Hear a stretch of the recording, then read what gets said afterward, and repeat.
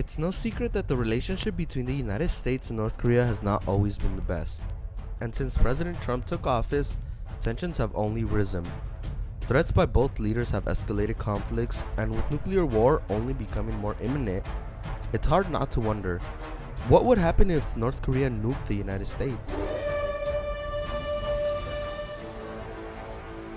Despite threats made by President Trump, North Korea's latest nuclear bomb test early September of 2017 has made it clear that the nation has no intentions of halting its nuclear program.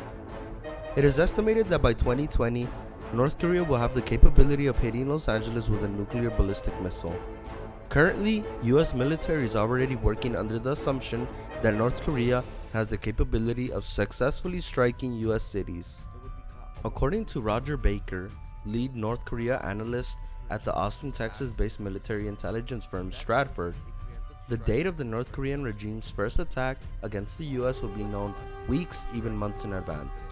Given what is known about North Korea's technological capabilities, experts say a nuclear-armed missile wouldn't just suddenly erupt from an underground silo.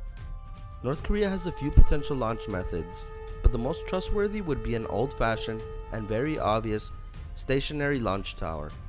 It would be caught almost instantly, as it would take weeks to build, allowing the US to strategically act with weeks of time.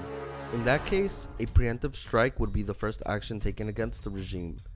The US could launch a preemptive strike and be confident that it could justify the strike later to the UN as a response to an imminent armed attack. Taking out the missile could be a good option if North Korea decides to launch a nuclear attack through a stationary launch tower. But in the case the regime chooses to strike through a submarine or a transporter erector launcher, the US might approach this a bit differently. Since a submarine attack or a tail attack is faster and more lucrative, chances are the North Koreans have a good chance to get the missile off the ground. But even if the launch goes well, it's by no means certain that a North Korean missile would get anywhere near US soil. Intercontinental ballistic missiles are essentially suicide spaceships that start their trip by leaving the Earth's atmosphere. Most of them do not return to Earth, and even if they do, US anti-missile defense comes into play. There are land-based radar systems that are watching, as well as satellite systems that are constantly on the lookout for even the heat signature of a launch. Once detected, it will be blown up almost instantly. Without a doubt, the US does have the upper hand against the regime. After North Korean threat, war becomes inevitable. Trump has signaled that he could be willing to use a nuclear weapon against ISIS, so it stands to reason that he might as well nuke North Korea in retaliation, right? Wrong. Experts believe that it is highly unlikely because the number of weapons the North Koreans have is extremely limited, and the size of the Korean peninsula is extremely tiny. Any nuclear retaliation against the regime would also undoubtedly put our allies, the South Koreans, at risk. In an event where the US is at war with North Korea, a major cruise missile followed up by an air campaign against all of the frontline North Korean artillery would be the most realistic response.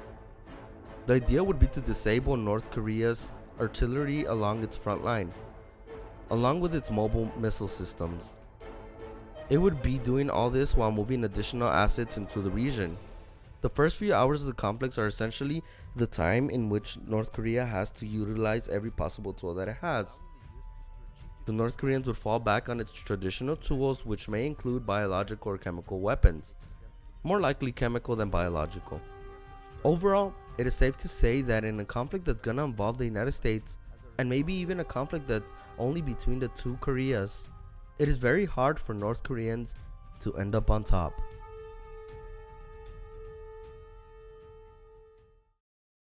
Like the video? Please give us a thumbs up, subscribe, and comment what you would like us to cover next.